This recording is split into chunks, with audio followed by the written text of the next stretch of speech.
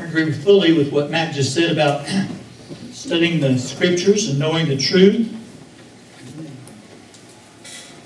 But to know the truths of Jesus Christ and the New Testament, you have to have a knowledge of the Old Testament, the story of the Old Testament. We are looking for the last couple of weeks, and tonight we're going to look a little deeper into the last 600 years before Christ showed up.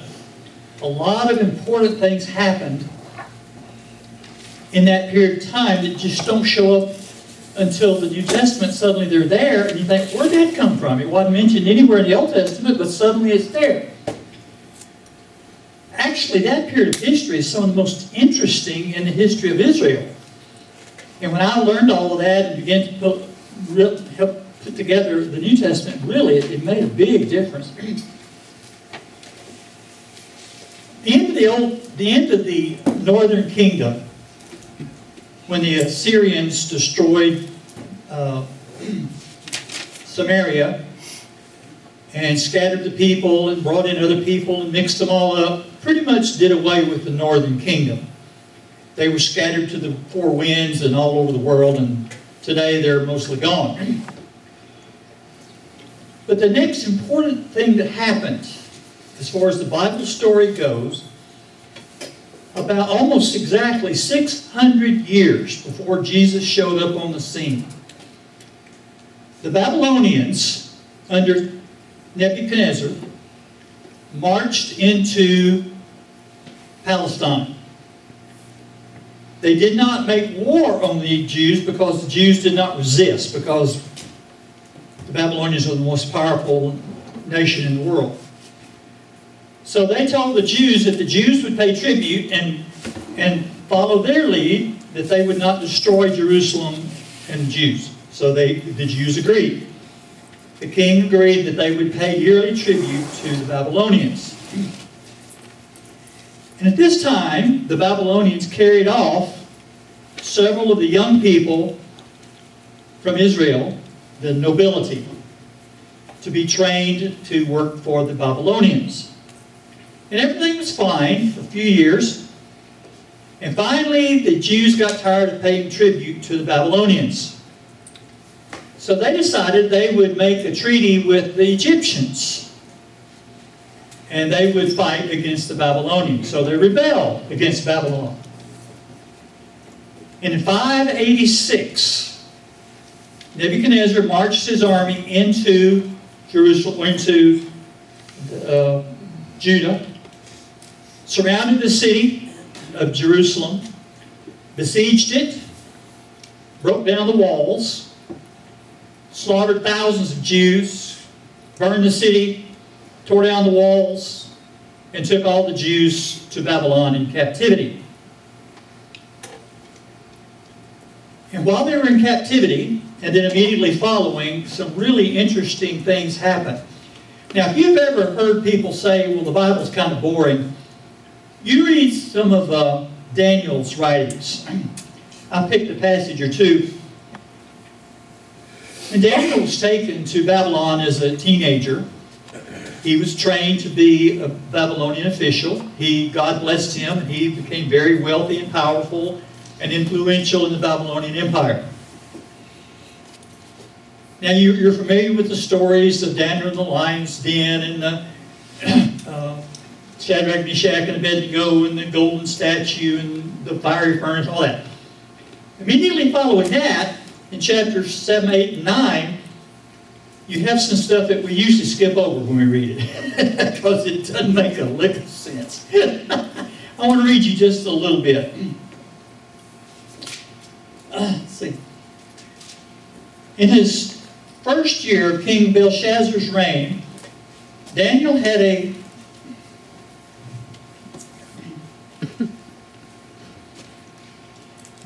vision.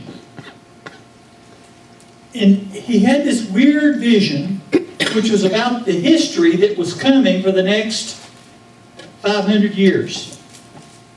And this is what affected the time of Christ drastically. And Daniel's vision was he saw sea monsters So if you don't think it's exciting, read about the sea monsters. He saw a sea monster come up out of the ocean, and it looked like a lion and had eagle's wings. And then he saw a bear, and then he saw a goat, and he saw a 10-headed monster, and these creatures had wings and horns, and I mean, they were amazing. And when you read that, you think, what in the world is he talking about? And then he talks about the abomination of desolation. You think, what? Now, what Daniel was envisioning was the coming world empires. The Babylonians were going to be knocked off by the Persians. The Persians would then be knocked off by the Greeks. Then eventually the Greeks would be knocked off by the Romans. So Daniel is talking about what's coming with those four empires, and he talks about how it's going to affect Israel. And he talks about how these nations are going to rebel against God, how God is going to have to deliver Israel, and so forth. So we want to go back and pick up a little bit of the story to see what's going on, how it affects Israel. Now, the Babylonians had taken the Jews to Babylon and made slaves out of them. And the Jews were primarily grouped together in Babylon. And then when the Persians came along and conquered the Babylonians, naturally, what happened to the Jews?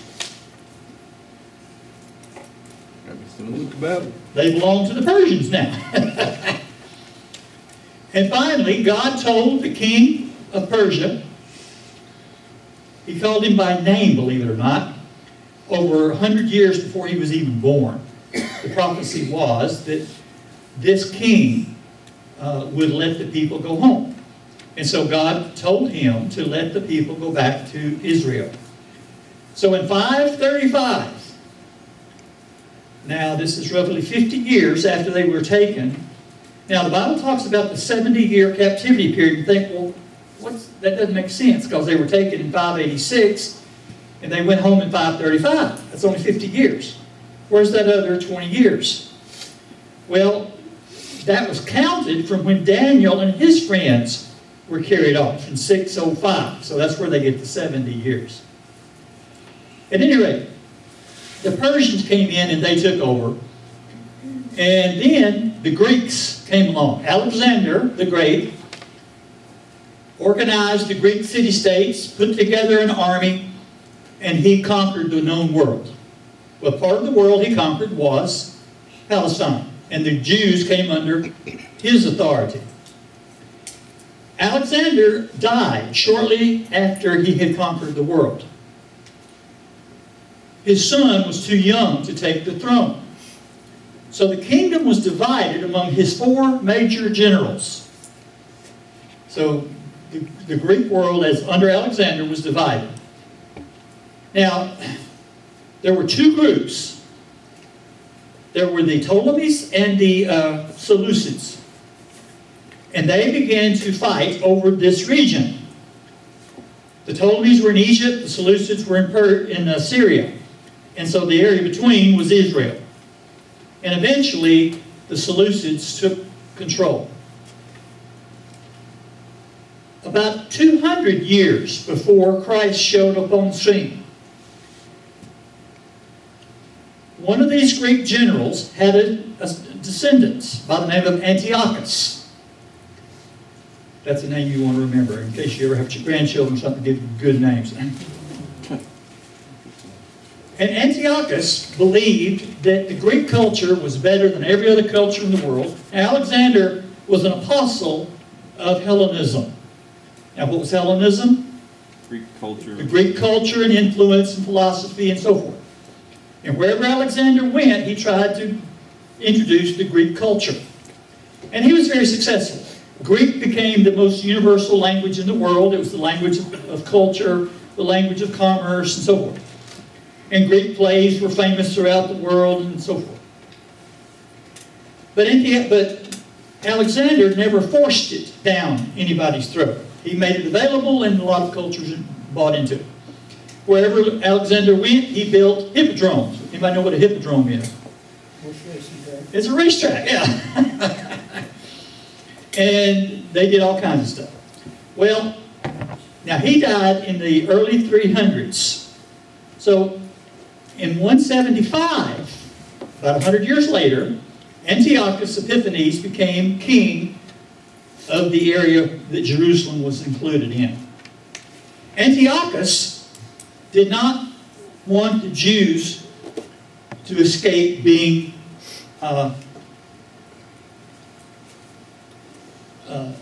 Hellenized. And so in 539, the Persians conquered Babylon. In 535, they're allowed to go home.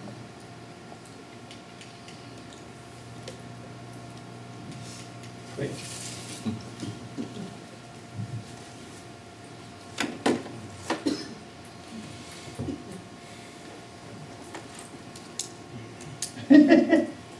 Naturally. 2025, nothing works, right? Yeah. Isn't it strange? Not to Okay. redo this. Plan B. I could probably.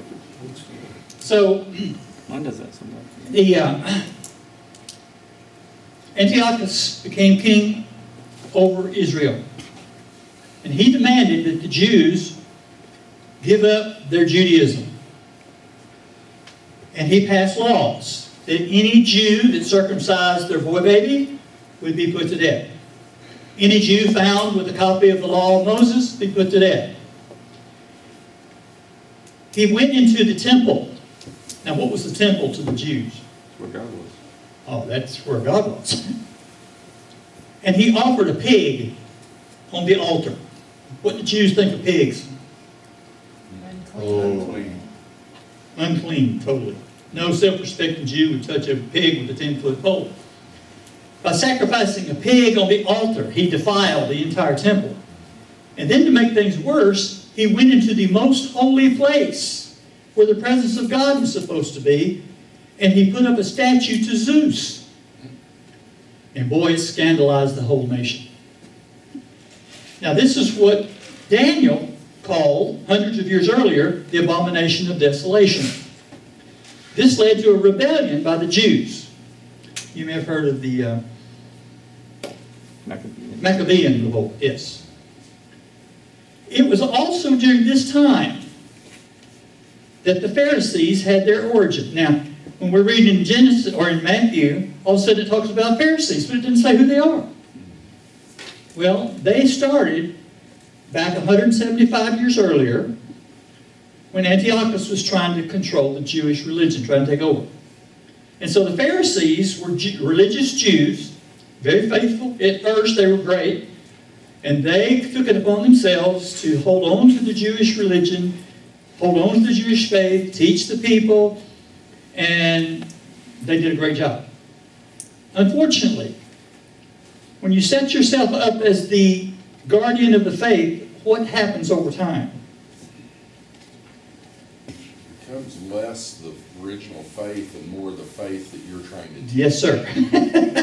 We have a tendency, if we're appointed to be in charge of the faith, we tend to make it like we want it to be. And by the time of Christ, the Pharisees had changed from the guardians of the true faith to the guardians of their faith. So they fought with Jesus about the rules. So during the time of Christ, there's still lingering the effects of the Greek influence. And then the Romans came in. The Romans conquered the world. And when they took over, they made a lot of changes, naturally. And when they came in, they built roads. They did a lot of projects. They took over. And so now the Jews have been under the Babylonians, under the Persians, under the Greeks. Now they're under the Romans. For about 600 years, they've been under somebody's thumb, except for very brief periods. So what were the Jews expecting? More of the same. Well, they had been taught that there was a Messiah coming. But they thought the Messiah was going to be a warrior. Yes, they thought the Messiah is going to be a warrior who's going to conquer the world, and he's going to make the Jews wealthy, powerful, happy, and everything's going to be hunky-dory, and the Jews are going to rule the world. That's what they were looking for, a warrior king. That's what all the teaching had been. He's coming.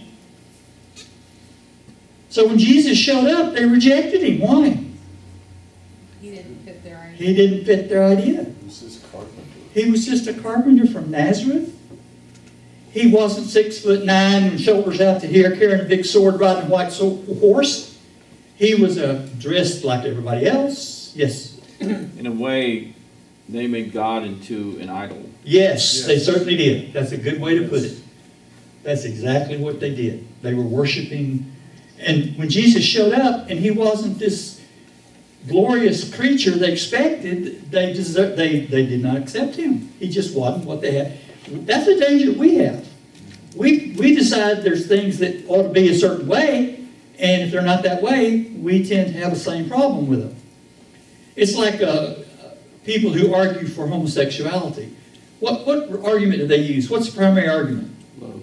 Well, you're supposed to love everybody. Yeah, we're supposed to love and accept everybody. Well, that's what they expect. How can a good, loving God condemn anyone? For, you can't help it if you have those desires. And People never read the Bible, did they? no. No. No.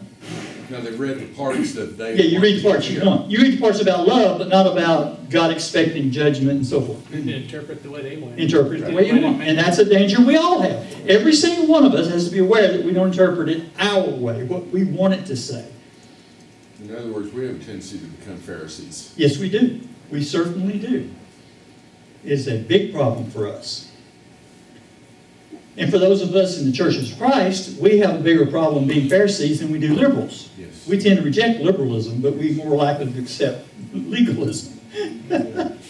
I mean, in my lifetime, churches have fussed and fought over whether women have to wear hats to church, whether or not you can have a kitchen in the building. Ma'am? Women couldn't wear pants. I mean, we've been through it all. We fuss and fight about lots of things. Now, another big thing that happened during this period is the priesthood had been established by God in the law of Moses about 1,500 years before Christ. And to be a priest were certain requirements. What are some of those? You'd be of the tribe of Levi. Had to be of the tribe of Levi. To be the high priest, you had to be a direct descendant of Aaron. You had to be able to prove it. Chosen by God. Sir? Chosen by God. You had to be chosen by God to be a high priest. A priest could not marry a divorced woman. I mean, there were several rules that applied to the priesthood. But the priests were very important to the Jews. How so? The ones offered the sacrifice. That's the only way you could offer sacrifice. You couldn't offer them yourself. You had to take it to the priest, and he would offer it to God. The high priest was the only one that allowed to go into the presence of God once a year, and he talked to God. He got direct revelation from God. So the priesthood was absolutely essential to the Jewish culture and faith. But during that period, when the Greeks took over, Antiochus Epiphanes, the priesthood lost its primary function and became a political group. Believe it or not. The priests had been very important and powerful because they represented God. But now, when the Greeks came in and the Romans came in, they changed the rules on who could be priests. And now the priest was no longer qualified under God's original plan. And the high priest was no longer a direct descendant of Aaron. So when you read about the high priest in the times of Christ, they were not qualified to be the high priest. And they figured out, believe it or not, humans figured out how to make money off of the deal. And so the high priest's family, Caiaphas and Annas and that group, they traded the priesthood back and forth amongst each other. And they figured out that if we take over the sacrificial system, we can make a killing. So what they did is they set up inspection stations at the temple. And when you brought your animal to be inspected, now, under the old covenant, what was the rule? No blemishes, no blind animals, no broken legs, no, basically you wanted your best animals. Firstborn, that kind of stuff. Well, the high priest had his guys, whenever he inspected, if you brought a cow to be inspected to be sacrificed, most of the time they would say, sorry, he doesn't meet the requirements. But we just happen to have one right over here, we'll sell you. And it only costs 3 times what it would cost you if you went and bought it in the marketplace. They were making a killing on every single sacrifice. And how many sacrifices were there? There were millions. Millions. The hills around Jerusalem were covered with flocks and herds of sheep and cows and goats to be offered at the temple. And they were making money on every single sacrifice. And then they set up money changing stations. You remember when Jesus went in the temple and cleared the money changing? Okay. The Jews passed a rule that when you paid your temple tax, and every Jew had to pay it, you couldn't use foreign money. You only used money they made. And so when you went to offer your money to the temple to pay your temple tax, they said, sorry, we don't accept that money, but we'll change it for you. For a fee. For a little fee. So when Jesus went into the temple, what did he call them? You're thieves. They were cheating people on every sacrifice in the name of God. Can you imagine facing God on the day of judgment saying, I was cheating people in the sacrificial system? I can't imagine that. That's what it always makes me think when I think the Pharisees and the Sadducees, or the Sanhedrin.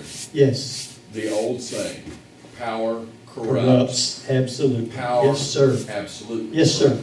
And those high priests lost track of what they believed. Matter of fact, they didn't even believe in the resurrection. They didn't believe in the angels. Can you imagine? You're the high priest of Israel, and you don't even believe in the resurrection? That'd be like saying, well, I'm the preacher at Ridgecrest, but I don't believe in the Bible. Be about the same thing. Yeah.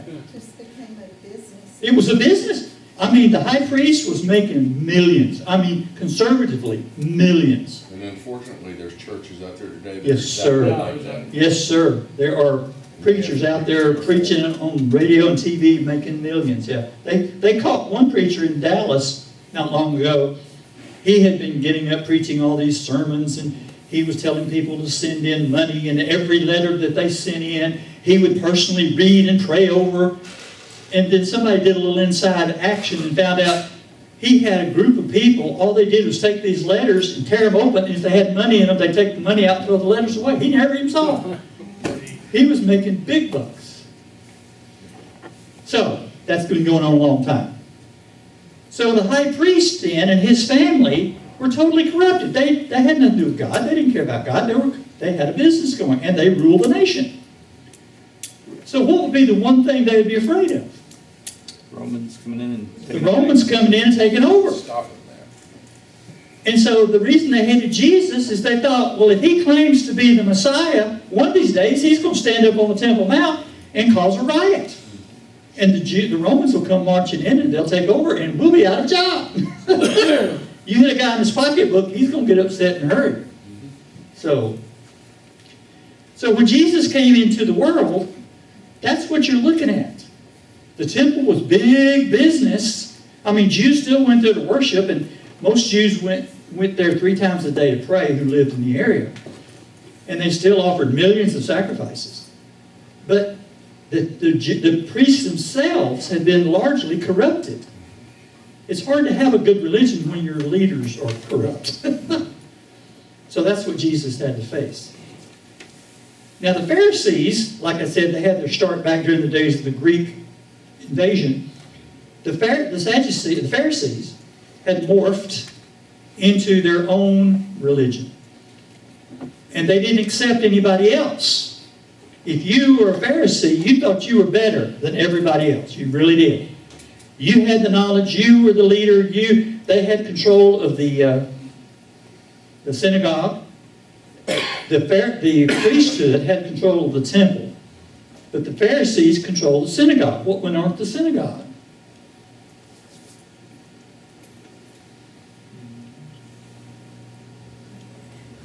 That's where the Jews went every Saturday, and they would study scriptures, they would preach, they would teach the children. It was their social center, their worship center.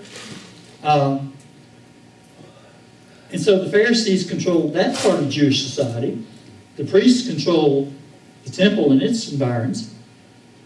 And they hated Jesus because they thought Jesus was a troublemaker. He's going to shut down their racket. He won't shut down their racket, yeah. And also he kept telling the Pharisees, you guys just make up all these rules. God never made those up, you made them up. And so they didn't like it. And they thought he's trying to change our culture and do away with us, and we're not right. So they wanted him dead. So that's why the situation was what it was when you read Matthew, Mark, Luke, and John. We think, why would the people hate Jesus? Now, the average Joe in the street didn't know what to think. He was very confused. They had heard all these stories about Jesus. What had he done? Healed the sick, raised the dead, walked on water, thousands of people with a little basket of fish. Water to wine. Turned water to wine. I mean, there was too many stories and too many witnesses to say he did nothing. And so the average Joe in the street had heard all these stories, but then his leaders are telling him, this guy's a fake. He's not really the Messiah. He didn't look like a Messiah. He didn't act like a Messiah. So they were really confused. They didn't know what to believe. Well, it didn't help that the prophets of old had done, amazing things. Yeah, Also, that's true. Some thought he was just a prophet. That's true. That's true. Confusing. Yeah, so it was a real confusing situation when Jesus came into the world. The people didn't know what exactly to accept. They had a real problem because their leaders said one thing, their evidence of their own eyes said something else, and it was a real problem. What was the difference between the Pharisees and the Sadducees? Okay, her question is, what's the difference in the Pharisees and the Sadducees? The Pharisees were that group of self-righteous, we make the rules, everybody follow us. The Sadducees were the wealthy class. They were the political class. They weren't very religious. They were more politically oriented. Now, another group that you'll read about in Scripture that unless you know where they came from, makes no sense, and that's the Herodians. The Bible mentions them. The Herodians were the Jews that supported King Herod. Now, about 40 years or so before Christ came on the scene, the Roman Empire had a civil war. Herod and his father were not Jews. They were not Romans. They were Idumeans. But they saw which way the war should go. So guess what they did? Switch sides. They picked sides. And then, when the war went the other way, guess what they did? They changed sides. So when the war was over, and the king in Rome had finally got power, or the emperor, they happened to be on the right side. And they convinced the Romans to let them be the kings of Israel. Nobody in Rome really wanted the job anyway. Israel was considered to be a backward, poor country. It didn't have a lot of wealth and money. It wasn't very important. It was a long way from Rome. And So no big Roman really wanted the job. So the Herods got themselves appointed, and they promised Rome, if you give us the kingship, we will pay big tribute. We'll collect taxes and keep the peace. And so Rome went for it. So Herod eventually got the job. His father passed away. He became the king. So when Jesus came along, Herod was the king of the Jews because Rome appointed him the king of the Jews. Herod was a big builder. He rebuilt the temple. Matter of fact, the wall, when you see on the TV, you see the Wailing Wall, Herod built that wall. That's where the Jews today go put their hand on it. You can tell the wall because of the margins around the blocks. If you ever notice the huge blocks that wall is built of, there's a margin around every block. That's a sure sign of Herod's handiwork. At any rate, Herod became the king of the Jews. Again, he didn't care anything about Jewish religion. He was just trying to keep peace with the Romans and so forth. So that's the situation politically and religiously in Israel when Jesus came upon the scene. And again, the average Jew didn't know what to do. They had been waiting for the Messiah. Some of them said Jesus is a Messiah, but he didn't act like a Messiah. So where do we go from here? The Jews had been taught their whole lives that someone is coming. There's going to be a day of the Lord. And God is going to deliver the Jews from everybody. I mean, they had been under the Babylonians, the Greeks, the Persians, the Romans, and they're sick of it. You know, how would we feel if the Russians invaded us tomorrow and took over and ran everything for 100 years? Same way. And so they were waiting for God to deliver them from all these foreigners. And so they missed Jesus because of that. So this is the world that the New Testament starts off in. Jerusalem is under control of the Romans, ultimately. The Romans had an army stationed at Caesarea, not in Jerusalem. Now, on the north side of the Temple Mount was the fortress of Antonia. And when the Romans came to town, that's where they put up. When Pilate came to town for Jesus' trial, he stayed in the fortress Antonia. That was built on the north corner of the Temple Mount to defend the Temple Mount from invasion from the north. Every invasion that had come against Jerusalem in the last several hundred years had come from the north. For one thing, the south side was so steep it'd be hard to attack straight up the hill. The temple was still a going concern. They had 24,000 priests working at the temple. They were divided into 24 different groups, and they would take turns serving at the temple. Now, what would 1,000 guys do every day at the temple? Sacrifice. For one thing, they spent a lot of time sacrificing. I mean, if every Jew in Israel comes to Jerusalem to offer cattle and sheep and goats, take a lot of time. And can you imagine the cleanup? You don't talk about that too much. But then you've got, there were certain ways to do things. Oh, yeah. But by then, man had changed so many things of the certain ways to do things. You had these certain ways, but there also you had to do these too. That's true. So you had 50 people, what used to be done by one person would now Right. be 50 people. Yeah. And they had to mix the incense. God had given them the formula for mixing the incense. And you could only use it for incense. You couldn't use it for anything else. They have to make the oil for the lamps. Make the oil for the lamps. Just bring in wood for the fires. Would be a monster job. And then the cleanup, like I said, can you imagine if you offered, say, 10,000 animals in one day, what the cleanup would be? Wouldn't you like that job? But I'm a priest. I shouldn't have to do that. Sorry. Part of your job. So it was a major operation. So to the Jews, the temple and the law of Moses was the big deal. And so when Jesus came into the scene, that's what you're looking at. It's unfortunate the religious leaders were the least religious folks in the country. Right. Talk about getting things backwards. All right, we'll pick up there next time. Maybe we could have some pictures.